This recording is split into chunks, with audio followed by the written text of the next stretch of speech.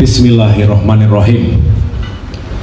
Assalamualaikum warahmatullahi wabarakatuh.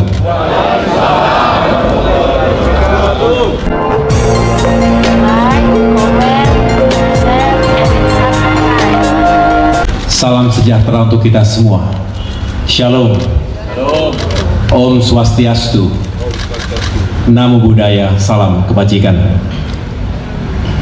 Para pengurus, kader dan simpatisan Partai Demokrat, serta seluruh rakyat Indonesia yang saya cintai dan banggakan.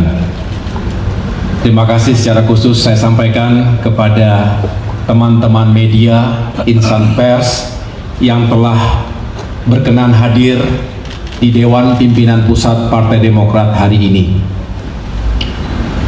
Baru saja saya memimpin rapat pleno pengurus Dewan Pimpinan Pusat Partai Demokrat.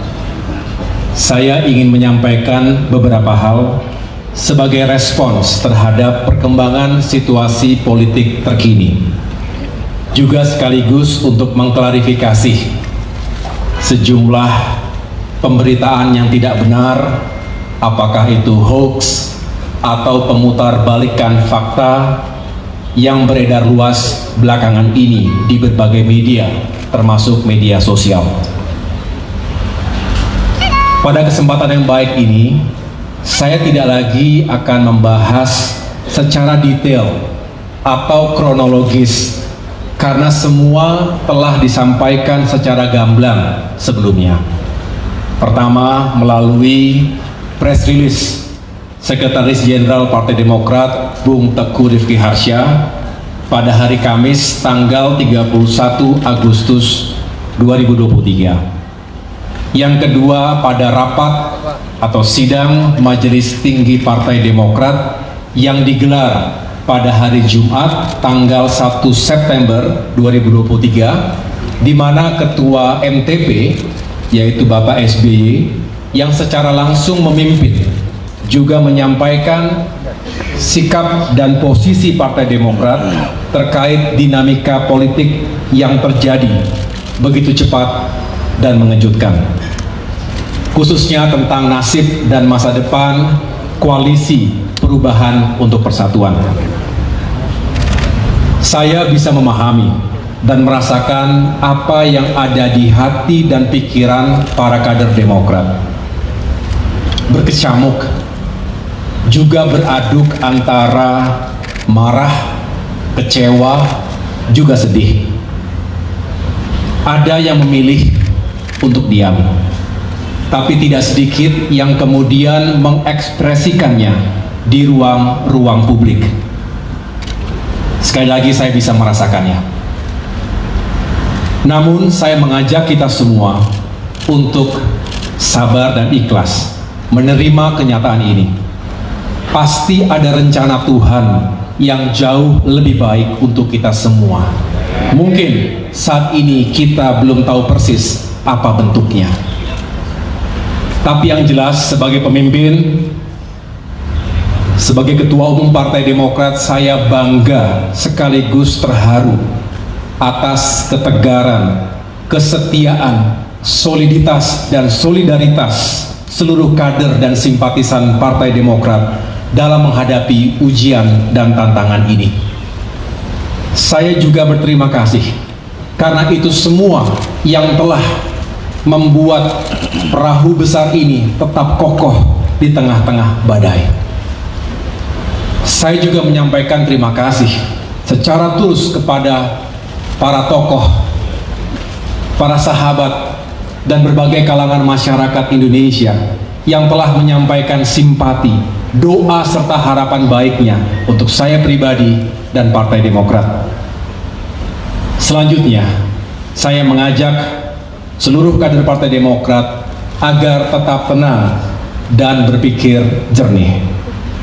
Kita tidak akan patah oleh ganjalan politik sekeras apapun. Meskipun kita juga tidak akan berkompromi pada konspirasi politik securang apapun. Saya juga mengajak kita semua untuk bersyukur karena Allah Subhanahu wa Ta'ala masih sayang kepada kita. Bisa jadi ini adalah cara Tuhan untuk menyelamatkan kita dari hal-hal yang lebih buruk. Saya tahu para kader Demokrat marah dan kecewa. Marah dan kecewa bukan karena ketumnya tidak menjadi cawapres, tapi karena perjuangan Demokrat telah dilukai oleh mereka yang tidak jujur, serta telah melanggar komitmen dan kesepakatan. Bagi Demokrat ini sesuatu yang fundamental. Kita merasakan dalam hiruk pikuk politik menuju pemilu 2024, seolah etika, integritas pribadi, dan komitmen politik menjadi tidak lagi penting dan relevan dalam mencapai tujuan. Ini yang justru menebalkan keyakinan politik saya bahwa perubahan benar-benar diperlukan, karena demokrasi yang sejati hanya bisa rawat dan tetap eksis jika hal-hal mendasar tadi tetap dipertahankan. Pengalaman di TNI mengajarkan kepada kami untuk senantiasa memegang teguh nilai dan etika keperwiraan. Hal ini adalah modal utama bagi seorang prajurit dalam mengemban tugas apapun. Dalam kondisi perang saja, kami diwajibkan ketika itu untuk mematuhi etika dan aturan. Sehingga perang bukan hanya soal kill or to be killed, bukan hanya hanya tentang menang atau kalah, tetapi juga soal cara untuk bisa memenangkan peperangan tersebut. Begitu juga dalam berpolitik. Saya rasa semua rakyat Indonesia yang kita perjuangkan ini sepakat untuk berpolitik secara beretika. Mari kita songsong perjalanan politik yang baru dengan hati yang bersih, dengan niat yang baik, cara yang baik, dan tujuan yang baik.